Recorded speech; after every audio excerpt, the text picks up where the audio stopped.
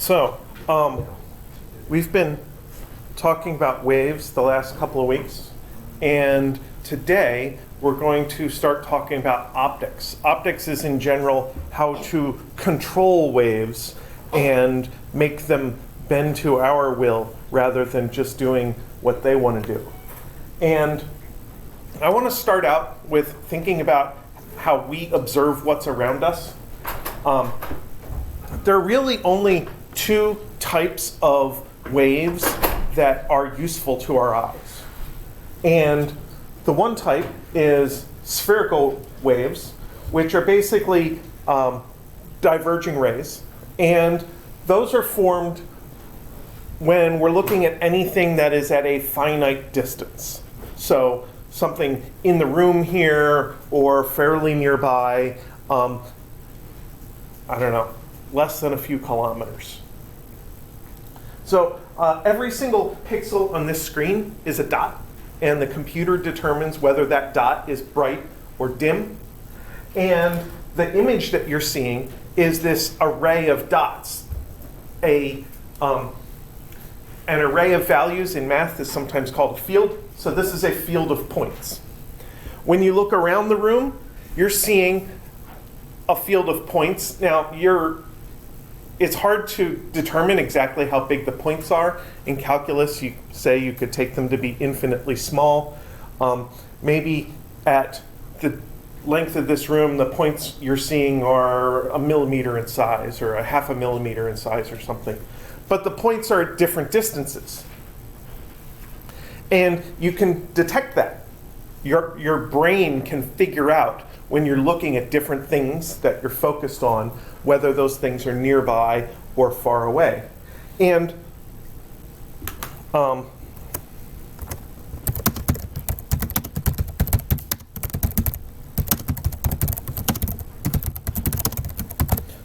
what we use as a clue to figure out how far away an object is how diverging the rays of light are. And in general, nearby objects produce strongly diverging rays. If you look at the rays that are very close to the light source in the spherical diagram, they are heading very strongly away from each other.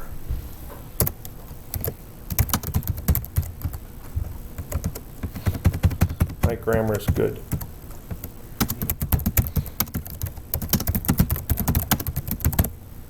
If you're looking at something that's very far away, the rays of light have basically already diverged a lot. And the rays that are left that get to you don't have much diverging left to do. So they're weakly diverging rays.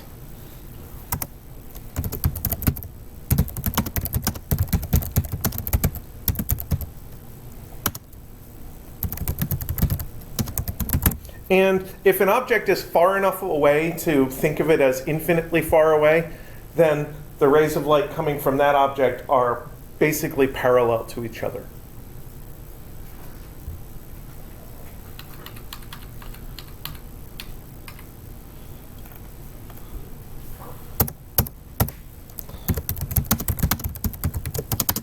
So I want to think for a second about what are these rays that I'm talking about.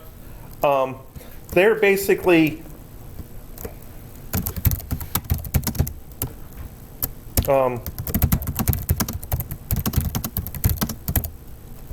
actually, let me call them. They're paths in space that trace out the flow of energy. This projector is emitting lots of rays at the screen. There's energy generated by the projector, and that energy goes over and hits the screen.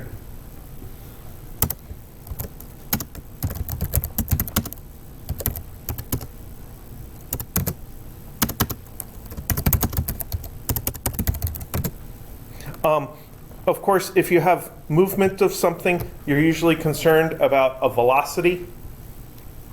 So for light, we're talking about the velocity is called c, which is roughly 3 times 10 to the 8th meters per second. I think it's 2.997945 0.8 or something like that. It's actually an exact value now. It's an integer number of meters per second by definition these days.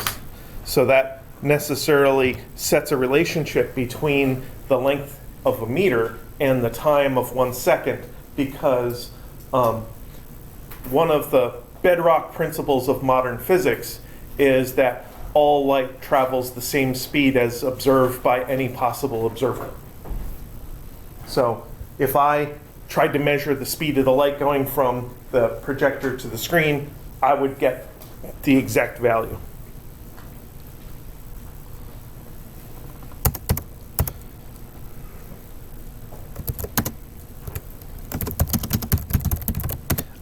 If you're talking about light in a material, then we get a little bit of a difference here, C over N. And this N value is called the index of refraction. And it's a material property. For example,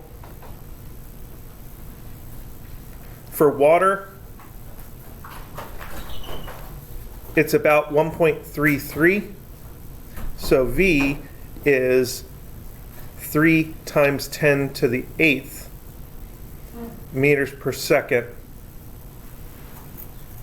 over 4/3, which makes it 2.25 times 10 to the 8th meters per second. Because that would be 9/4, which is 2.25, right?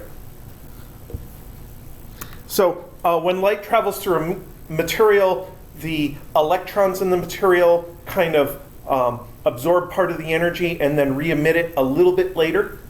And that re-emission with a slight time delay causes the entire wave to move back as compared to where it would have gone if it was going full speed. So most of the wave is going full speed. Some of it gets absorbed and re-emitted with its slight delay. The net effect is that it looks like the wave is going slower.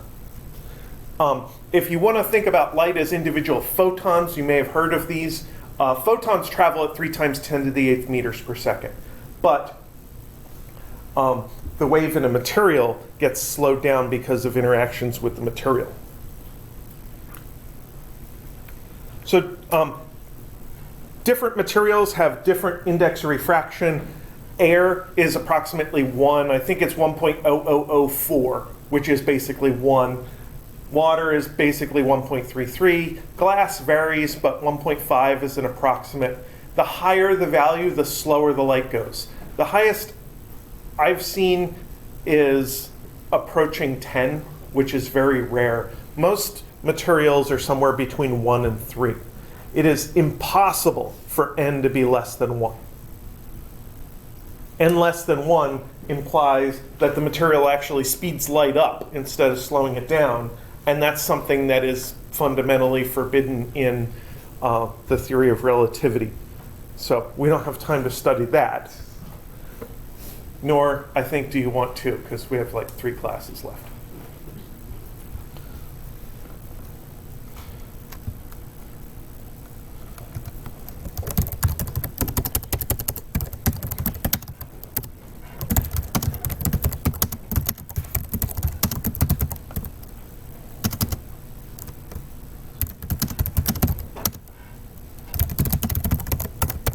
So normally, light travels in straight lines from source to destination. And the interesting parts of the science of light are, how do we change this? How do we make light do something different? We could have a Doppler shift.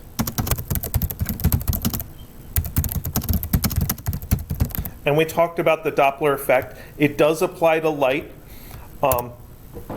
Normally, light travels in straight lines, maintaining the frequency, but the Doppler shift would change that.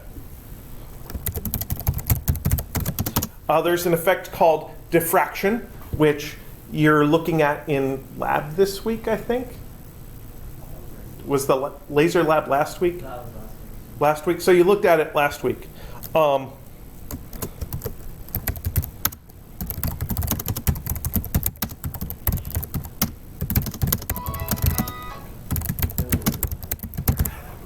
So the effective diffraction is when you block a wave and the blockage creates a shadow region, the wave that gets through will spread out to fill the shadow region. And depending on exactly how much light gets through the barrier, that will determine how much it spreads out on the other side. If you have a gap in a barrier, a hole in a barrier that's on the order of the wavelength of the wave, you'll see a lot of divergence, a lot of diffraction due to the wave going through the barrier. We're not used to seeing diffraction of light. For the most part, the things we look at are meters, centimeters, even millimeters in size. The wavelength of light is 500 nanometers. That is a 2,000th of a millimeter. So we're not used to seeing light squeeze through a gap in a barrier that is around a micrometer or a tenth of a micrometer. So we don't see diffraction of light a lot, but we do see diffraction of other waves. Sound waves have wavelengths ranging from, I think it's 2 millimeters or 20 millimeters to 20 meters or something like that. I don't know, I did the calculation a few weeks ago. But that's on the same order as all the things that are around us. So if you put up a barrier, like you put your hand up in between yourself and a sound source, you'll still hear the sound. The sound will go around your hand. If there's somebody talking in the hall and the door's open, we would be able to hear them depending on how loud they're talking, because the sound goes through the door, which is on the order of the wavelength of sound, and spreads out on the other side. So we do get to observe diffraction of sound waves quite frequently. Another effect that happens is absorption. Absorption is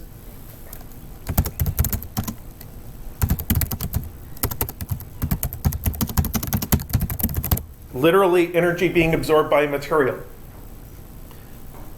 So if you think about a dark glass bottle, that dark glass is absorbing light as it goes through. Some of the light gets through, but a good portion of the energy gets blocked. And depending on the amount of dye in the glass and the thickness of the glass, you'll see different amounts getting absorbed. There's an effect called scattering.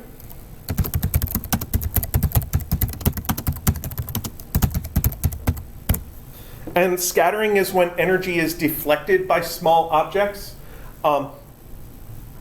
Most of you got to observe scattering of light this morning on your way here. Fog is an effect that causes scattering of light.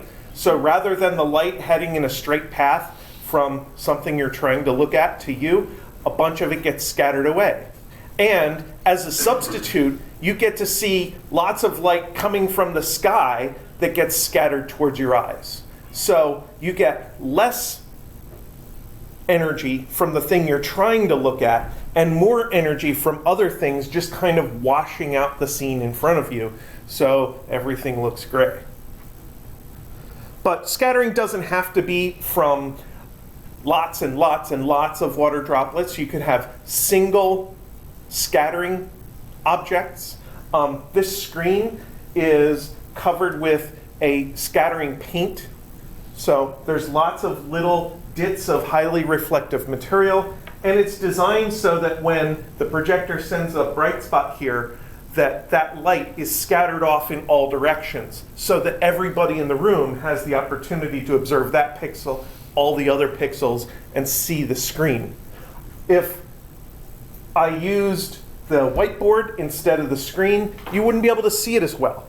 And some of you might even see a glare because the whiteboard does, instead of scattering, reflection.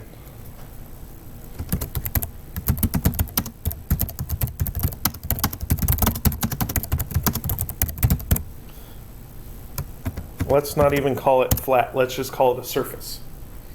So reflection is exactly what you think of when you think of reflection. When you look at yourself in the mirror, you're seeing a reflection. When you bounce light off of something and the light keeps going in an organized fashion, if it was a beam of light before it reflected, it's still a beam of light after it reflected, then that is reflection. And then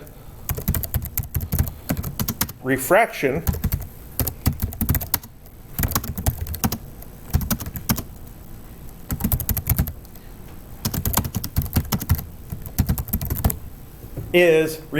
is bending of light.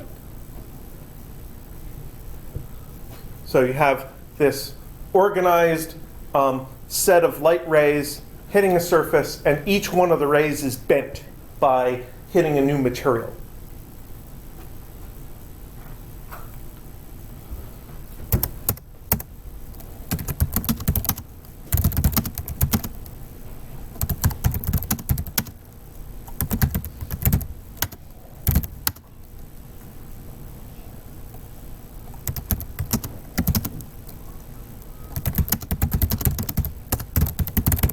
Now, any of these effects, especially reflection and refraction, can combine to simulate the rays that we are used to seeing. We're used to seeing points of objects emitting light in all directions, and we capture some of that light, so our brain says, oh, there's an object over there. And you could have an object that is self-illuminating. So that is like your LCD screen or your phone screen. It is self-illuminating. It just emits light in all directions.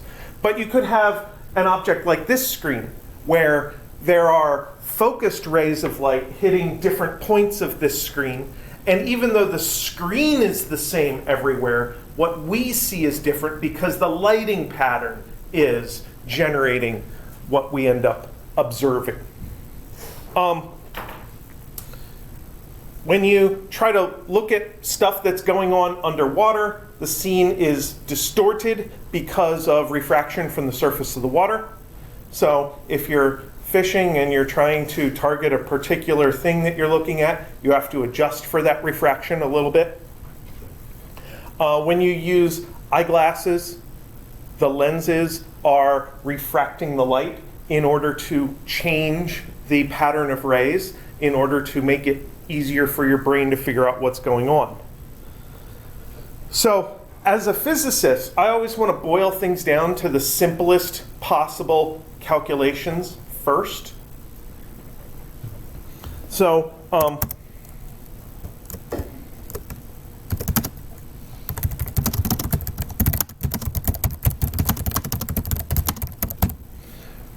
we're going to start by looking at refraction of a single ray, and then do the calculation of that and see if we can use that to figure out how patterns of rays behave.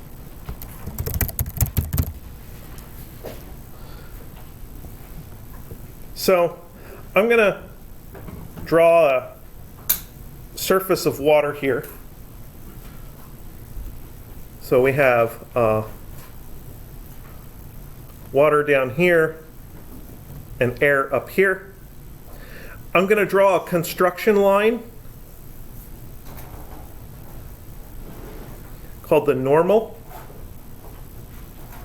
Just like we used normal force in Physics 1, we used normal when talking about when talking about electric or magnetic flux a little bit in our course. We use the normal, in this case, the normal vector or the normal line. And we're going to send in some light to that point right there.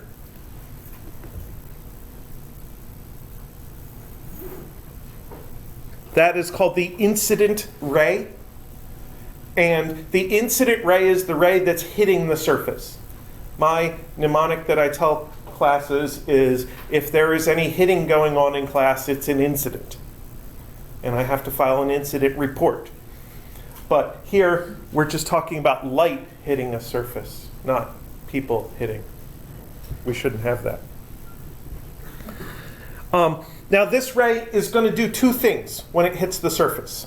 Some of it is going to bounce off the surface. So that's this one. That's the reflected ray. But some of that light is going to get into the surface. Water's transparent. Water can carry light through it. And in this case, the transmitted ray is going to be bent downward. So instead of continuing in a straight diagonal path, it's going to be bent like halfway toward the normal.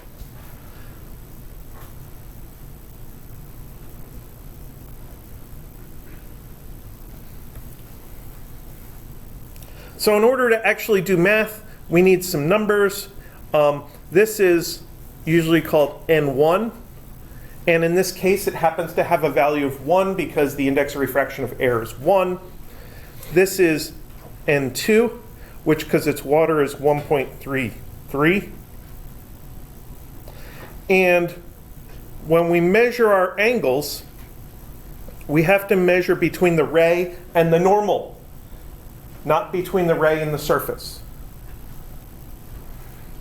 This reflected ray, I tend to call theta 1 prime, and theta 1 prime is equal to theta 1. There's a rule for reflection that says the angle of incidence equals the angle of reflection. And then down here in material 2, this would be called theta 2. And our rule for the transmitted light or the refracted light is N1 sine theta 1 equals N2 sine theta 2.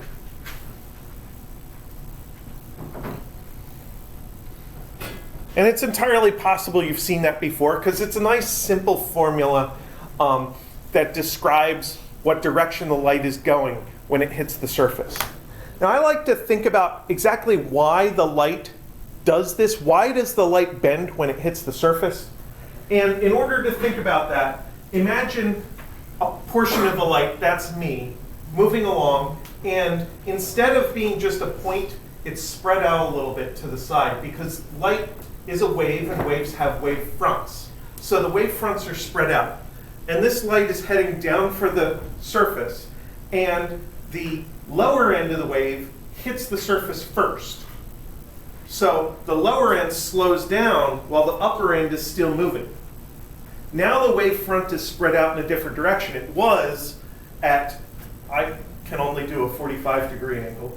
So it was at 45, but after the lower end slows down, now the angle's a lot less. It's heading more directly into the water than it was before it hit, because the lower end slows down and the upper end keeps going. And that's what makes the wave bend toward the normal vector when the wave slows down.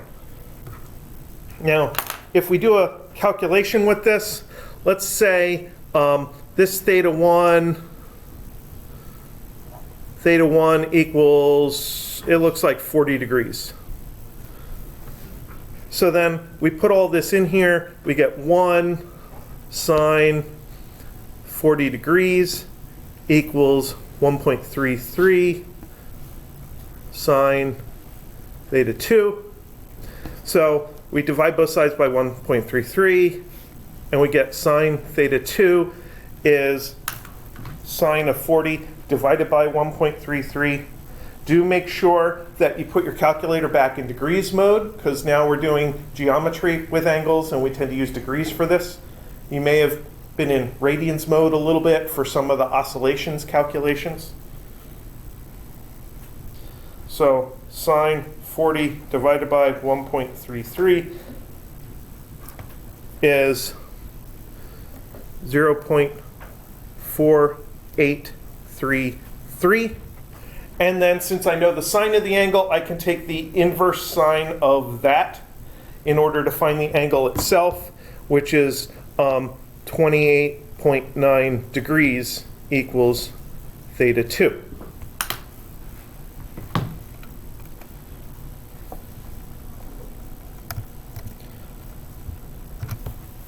So let's do another example.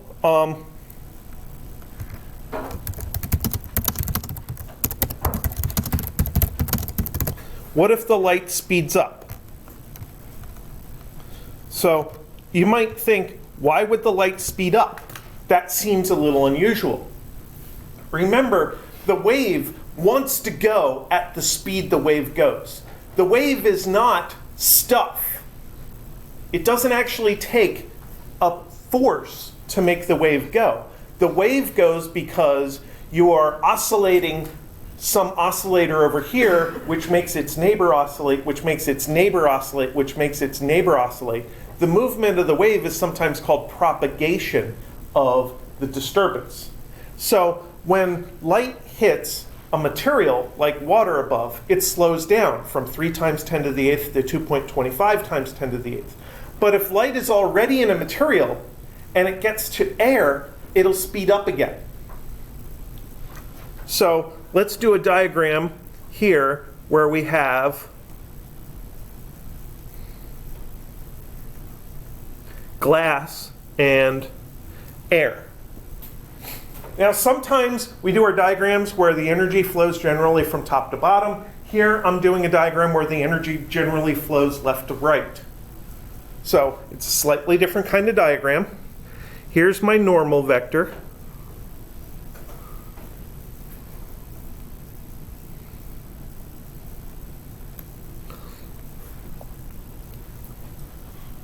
And we'll have our incident ray here with theta 1 equals 40 degrees. And then when the wave speeds up, basically for this one moving from left to right, the upper part of the wave hits the air first and gets to go faster, while the lower part is still going slow because it's in glass. And that makes the wave bend away from the normal. So now our theta 2 is going to be over here. And this will be N1 equals 1.5, and N2 is equal to 1. N1 is always the first material where the wave was before the refraction, and N2 is always the second material after the refraction when you're using Snell's law. If you have a stack of materials, sometimes we call them N1, then N2, then N3. So when we put this together, N1 sine theta 1 equals N2 sine theta 2, we get 1.5 sine 40 degrees is equal to 1 sine theta 2. So now when we go to solve for sine theta 2, we're actually multiplying by something when we do sine of 40 degrees, and it comes out to 0.9642. And I can take the inverse sine of that, so I will. And we get 74.6 degrees.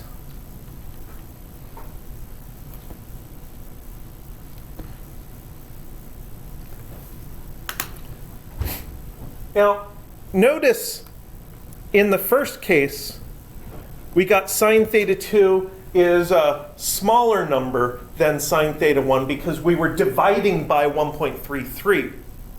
And in this case, we got sine theta 2 as a larger number because we were multiplying by 1.5. When you have light that starts in a material with a large index of refraction, you actually run a risk in this Snell's law calculation that you could multiply by an n value that is so high that the next step says sine theta 2 is greater than 1. That's a problem because you can't have the sine of an angle be greater than 1. So what if we did a slightly different calculation where Yeah. What if theta 1 is equal to 50 degrees? So then we would have 1.5 sine 50 degrees is equal to 1 sine theta 2. And we would end up saying 1.149 is equal to sine theta 2. That's the problem that can come up if n1 is bigger than n2. Because then we're taking the sine of an angle, we're multiplying it to increase, and we run the risk that the result is greater than 1. So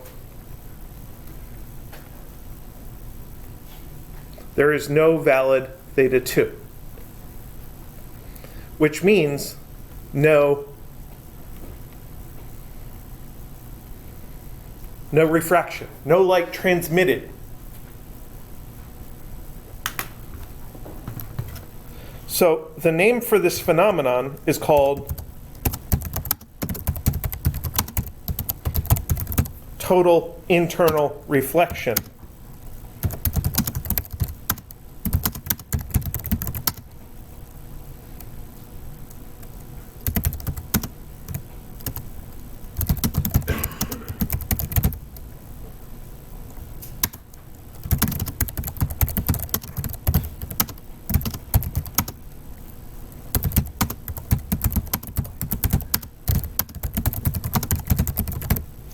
And we had light in a material, so the light was already in glass, hits the outer surface at a glancing angle.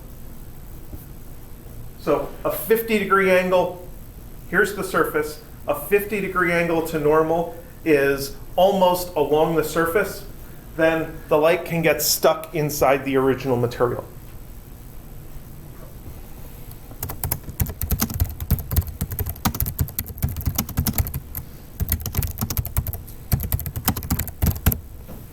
And when you have a behavior that has allowed values and not allowed values, there's a boundary in between them. That's called the threshold condition. We do a lot of threshold thinking in physics and engineering, especially when it comes to, say, static friction, where the static friction force has a threshold value. It's not allowed to be more than mu times the normal force.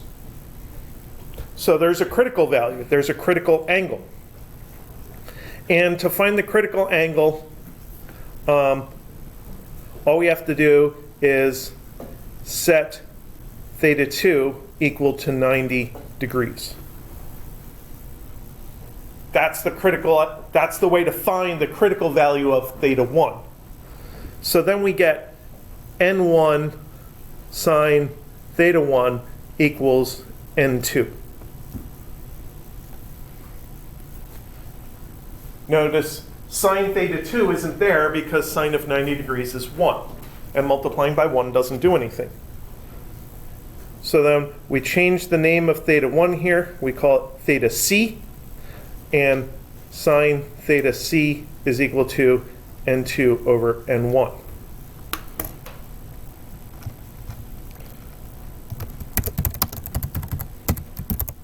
So for glass to air, sine theta c is equal to 1.0 over 1.5. Notice that n1 has to be the bigger one, otherwise you're not going to be able to solve for sine theta c. And theta c is just the inverse sign of that fraction. So if I take the inverse sign of parentheses 1 over 1.5, I get 41.8 degrees.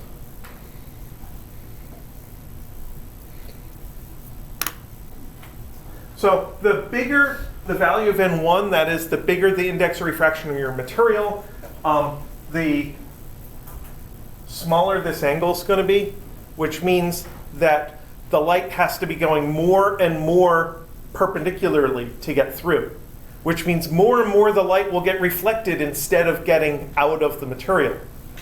diamond has an index of refraction, I think, of around 2.6, which means that once light gets into a diamond, it's going to bounce all over the place before it finds a chance to hit a surface at a fairly small angle and actually escape.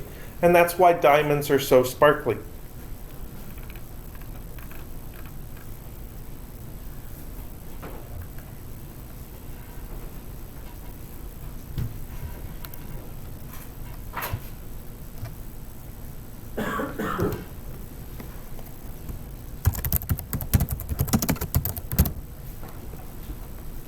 So there's a cool phenomenon called Brewster's angle.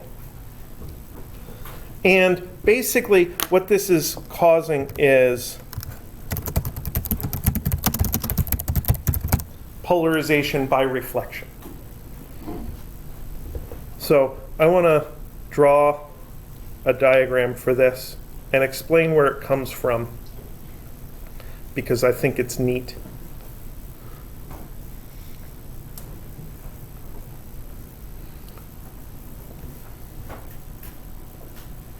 So in order to get this diagram to work, I think I have to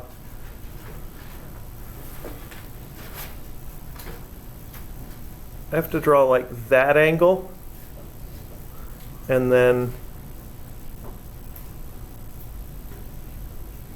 that angle, and then that angle. So there's my three rays. And the key here is that this ray and that ray are actually perpendicular to each other.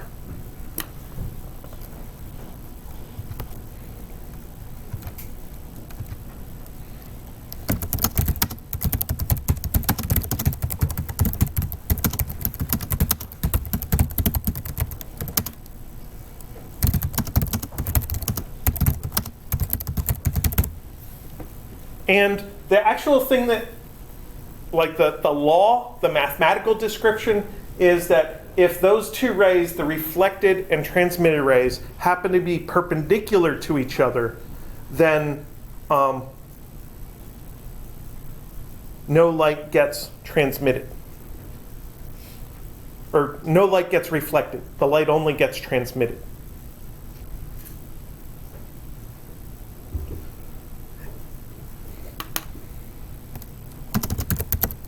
Why does this happen?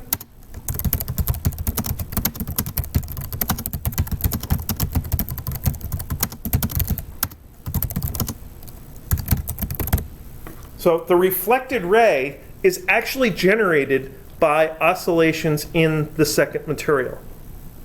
So there's oscillations like this, which are electric field vectors that oscillate back and forth and back and forth and back and forth. And light is a transverse wave, which means that the oscillations that form the wave are actually perpendicular to the ray, to the velocity of the wave. And these oscillations are what actually generates the oscillating electric field of the reflected wave. This oscillation of actual electrons in the material is entirely parallel with this reflected ray. It's not transverse at all. And without any transverse oscillations, the light ray doesn't exist.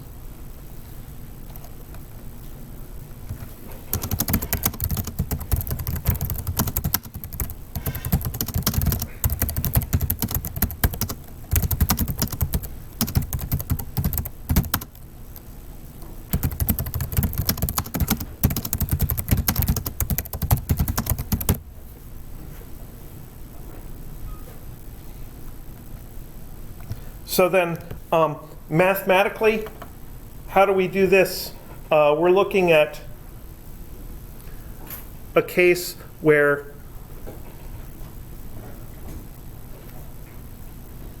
theta 1 plus theta 2 equals 90 degrees. Because if you go from the upper normal to the lower normal, you have theta 1 90 degrees, and theta 2 all add up to 180. Which means theta 1 and theta 2 add up to 90. So that means that sine theta 2 is equal to cosine of theta 1. Cofunctions of complementary angles are equal to each other. So then in our refraction rule, n1 sine theta 1 equals n2 sine theta 2. We're talking about n1 sine theta 1 equals n2 cosine theta 1, which means tangent theta 1 equals n2 over n1.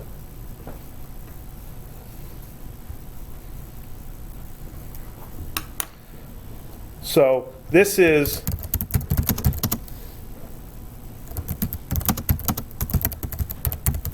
the condition to cause no reflection. Now, how is this related to polarization? The direction of the electric field oscillations is the polarization direction. And in this diagram, the polarization direction has to be in the plane of the diagram. Because otherwise, we wouldn't have the issue where these green oscillations are actually parallel to the reflected red. That was the thing that made it happen. If the oscillating electrons in the material are oscillating in the same direction as the reflected red, then they can't generate the reflected red. So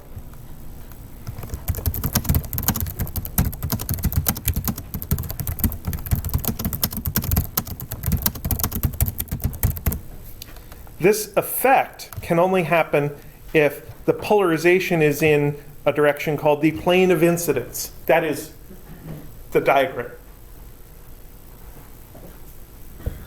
But the incoming light can be vertically polarized or it can be horizontally polarized. Horizontally polarized light doesn't have this issue. Horizontally polarized light would have its electric field oscillations pointing in and out of the page.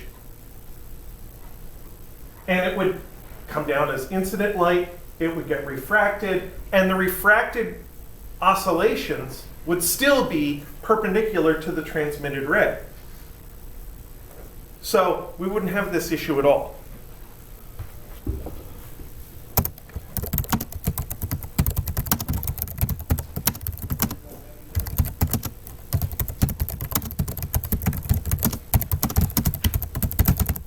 So usually when we're thinking about this, we're talking about horizontal surfaces like roads, desks, water, that kind of stuff.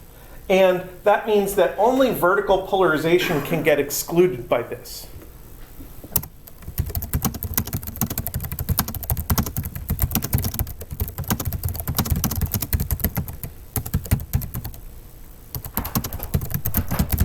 And this is why the glare from water, the glare from roads, etc., tends to be horizontally polarized, because this vertically polarized light is already filtered out by the reflection process. And it tends to get filtered out mostly around this angle, but it's not a precise phenomenon. There's a range of angles that get filtered out.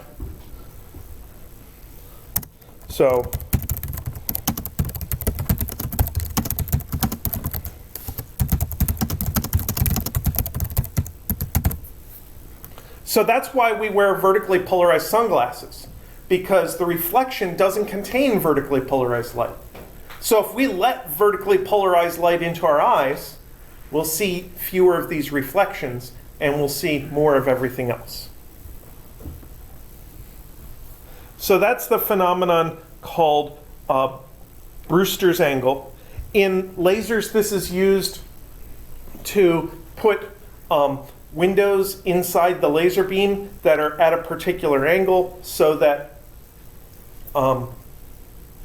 none of the desired light gets reflected, and that's called a Brewster window inside a laser. And it makes the laser beam polarized and more organized. And it means that you can put glass on the ends of your laser that will stop the gas inside the laser. So you can have a powerful gas laser contain the gas, but that window that stops the gas will not stop the light. So the light will just go right on through. Now, I don't want to do that right now. I don't want to do that right now.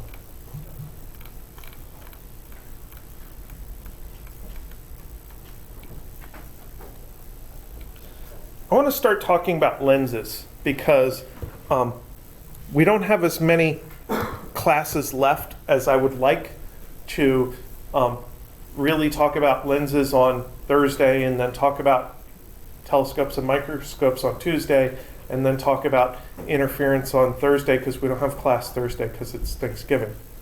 So, lenses.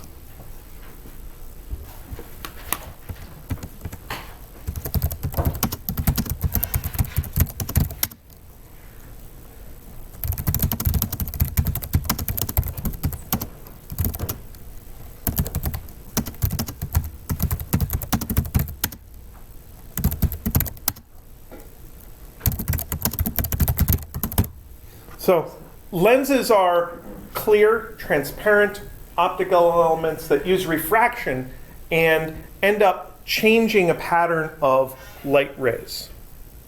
So there's a bunch of examples of ways that lenses can do this. So we could have a glass lens that looks like this. Whoops. That takes rays of light that are parallel.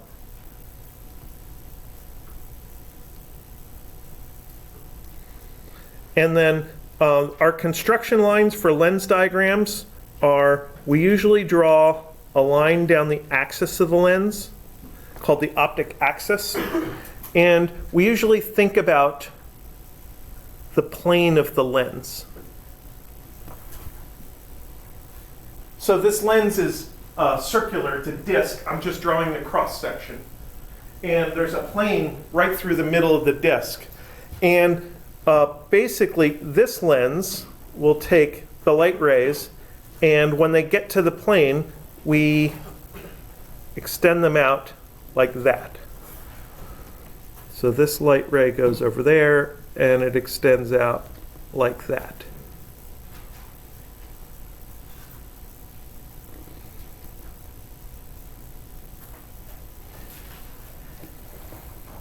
So this is parallel rays and converging rays. And this device is called a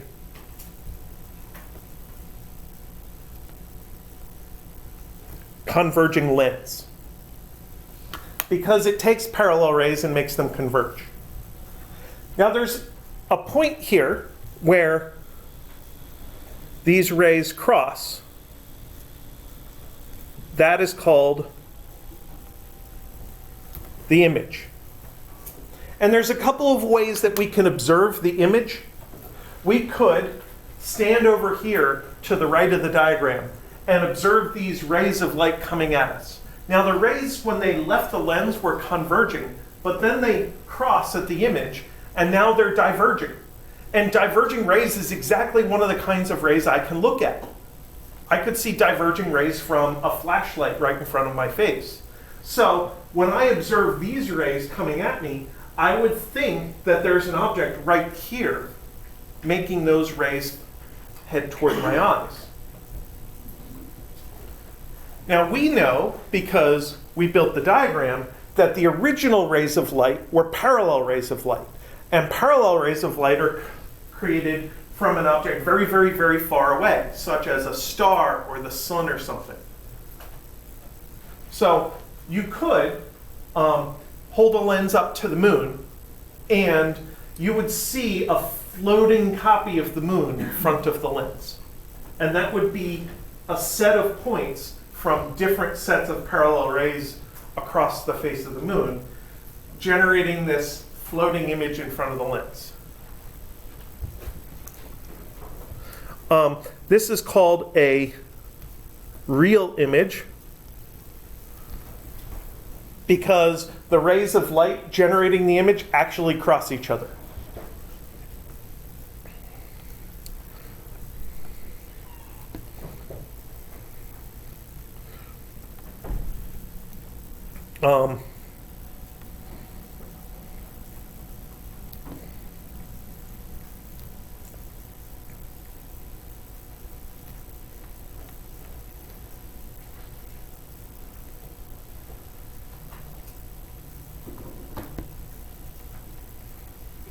So how could we look at real image rays? We could actually let these rays of light cross and, like I said, stand back and observe them afterwards. That tends to be fairly difficult, and it tends to produce confusing observations because we see things floating around in midair. I don't know if you've ever looked into a telescope or a microscope without the eyepiece in place. You tend to see this floating image of whatever is going on. Another method is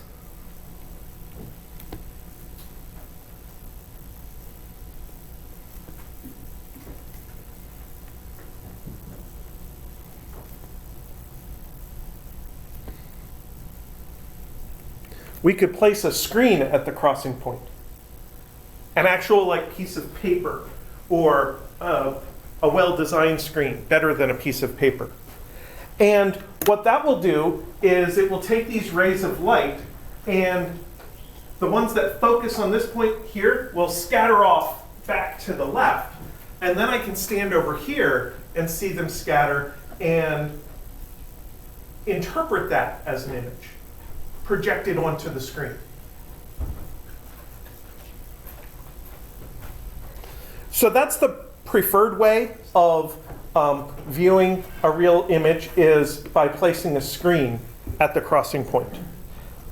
And I guess a third way is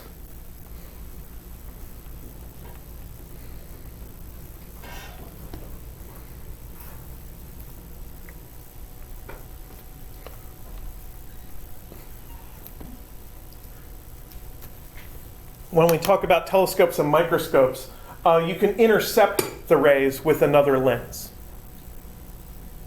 and bend them again and make them look like something different.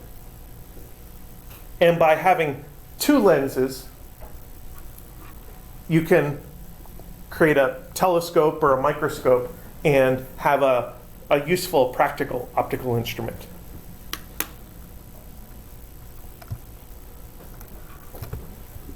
So there's another type of lens that sometimes we deal with that is often drawn as being hourglass shaped.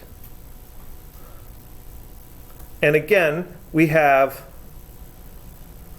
a plane of the lens and we have an optic axis. And we'll hit this thing with parallel rays of light. And what this does is it makes the rays of light head off away from the optic axis. And if we extend them back, then it looks like the rays are coming from a common point. So these are parallel rays and diverging rays.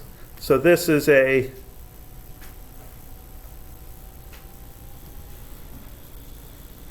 diverging lens. And for a diverging lens, literally the only way to observe the image is to stand over here on this side and look at the image. And to get the best view, basically you put your face up right against the lens, and then you can see the image inside the lens. So that is a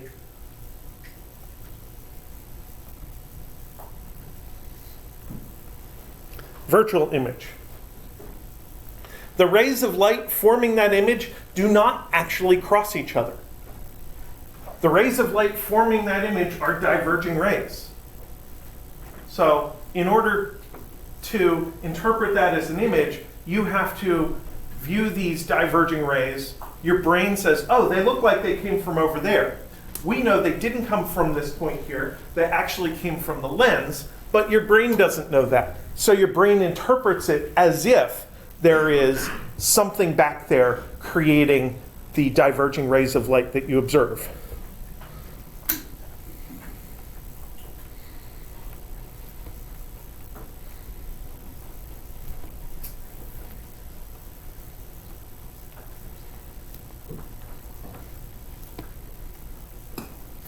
And we can only observe the virtual image by looking into the lens.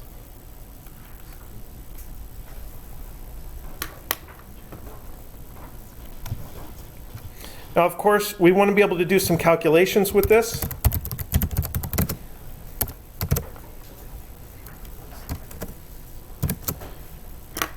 And we have a few basic formulas to use for calculations. We have the lens formula.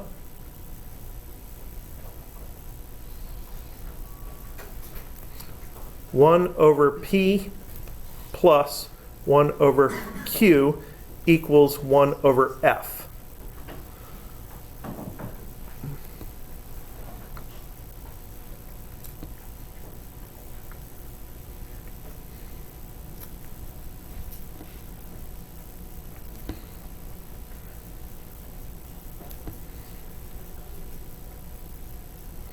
And the P and Q in this formula are the object location and the image location. When you have a lens, the energy starts before the lens, and those are object rays. Then the energy hits the lens, and then the energy goes beyond the lens. Those are the image rays. So the energy flows from object to image, and P and Q are alphabetically in the alphabet. So that's how they chose those two variables to use for P and Q. Some people like to call these values D subscript I and D subscript O for the image distance and object distance. So P would be DO for D object, and Q would be DI for D image. So if you look up other explanations, maybe even Khan Academy, I forget which one they use, some people like to use DI and DO. And F is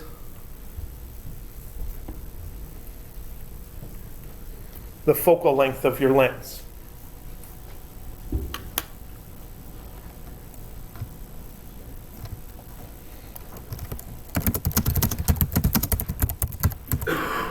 So in the above diagrams, we had something like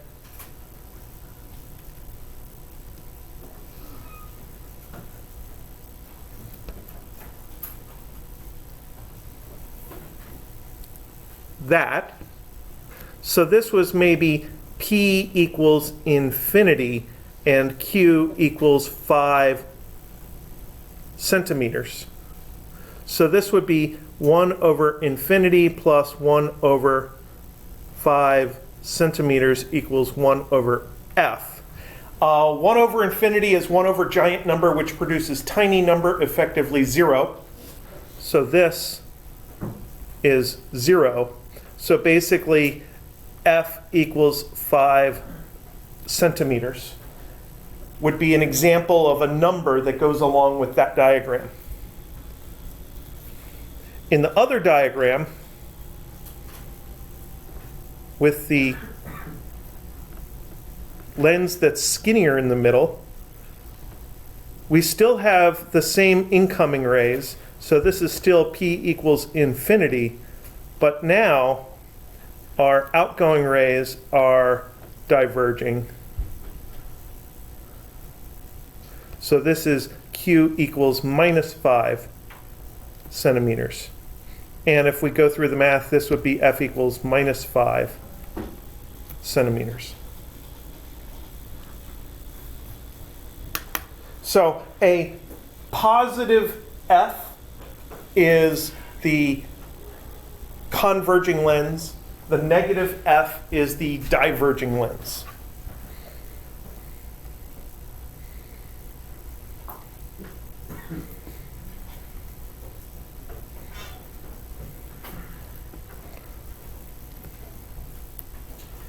Now the cool thing about the lens formula is you actually can use other object distances. So what happens if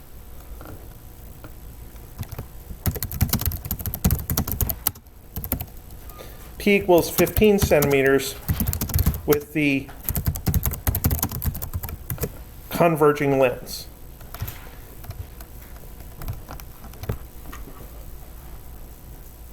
So that would be F equals 5 centimeters. So 1 over P plus 1 over Q equals 1 over F.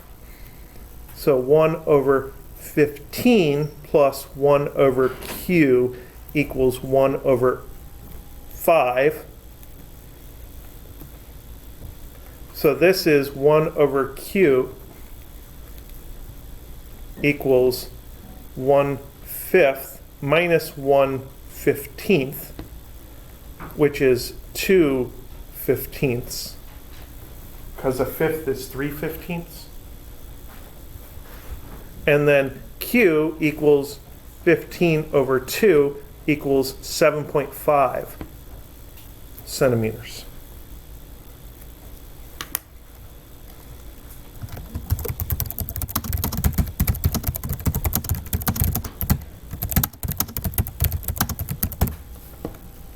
So originally we had an object at infinity and we brought the object closer. That made the image go further away. Originally we had the image at 5, now it's at 7.5.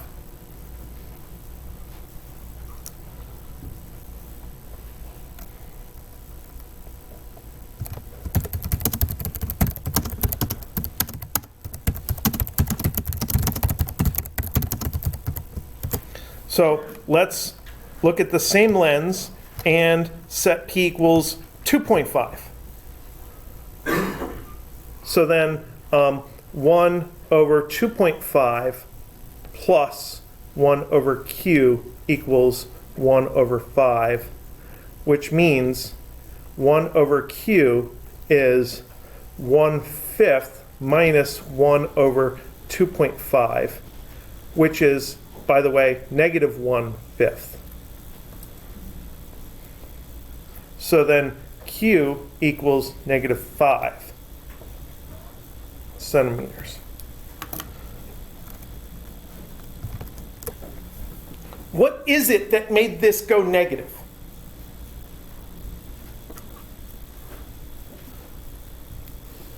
So we're trying to explain why that happened. Well, we subtracted a big fraction here. We had a small fraction minus a bigger fraction. And the original thing that made that happen was this thing.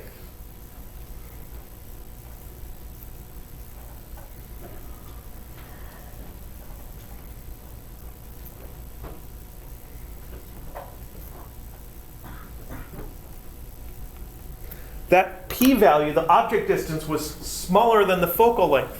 So when we went through our solving process of solving 1 over p plus 1 over q equals 1 over f, we subtracted the 1 over p here, and since p was less than f, 1 over p was more than 1 over f, which is what caused this problem here. It's not really a problem, but I'm trying to explain why that turned negative.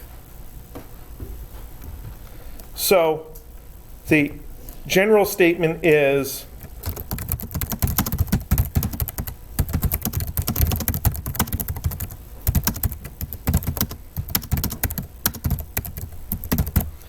that placing the object closer than the focal distance causes Q to go negative. So that means that the rays that form the image at a negative place. That's like the diverging lens diagram. So that means the rays are actually inside the lens. Now I'm going to bring in some ray diagrams and probably even pass out some base diagrams, sketches to get you started on the ray diagrams on Thursday. But I want to show a simulation of this now. I think it's this one. No, not flash. Not doing flash.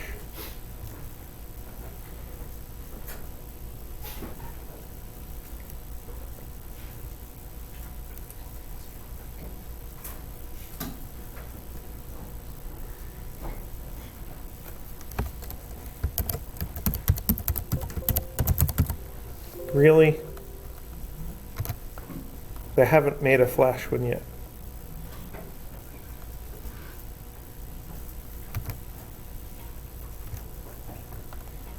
So I have to run this.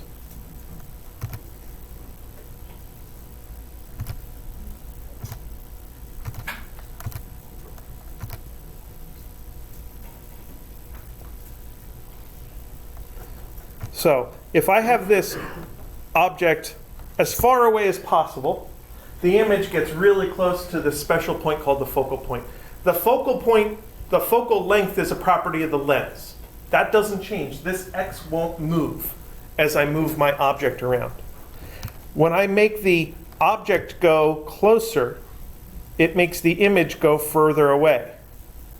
And when I get to this special value, it flips around and the rays are now diverging. So let's show the virtual image. So when we get here, we flip around and the image is actually out behind the object.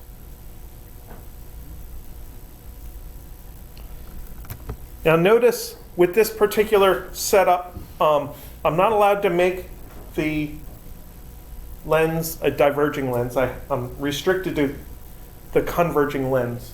But notice here that my object is always magnified to produce the image. A converging lens will always produce a magnified virtual image if it produces a virtual image. If we go over here, now we're making a real image. Now the rays of light really do form this image. And we could put a screen there. We could put a screen out here and see the rays of light actually get focused down onto the image.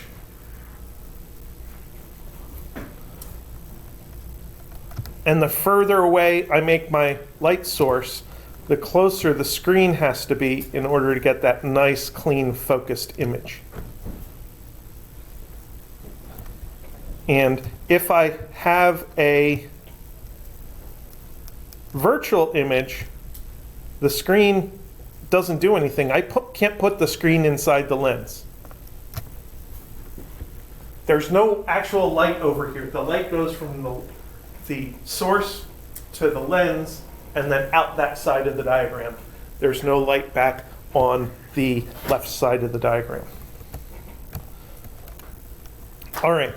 So on Thursday, we'll go over a few more lens scenarios, and then we will look at telescopes and microscopes. And then next Tuesday, we're going to do interference, diffraction gratings, two-slit experiment, that kind of stuff. And then that'll cap off our information for the semester.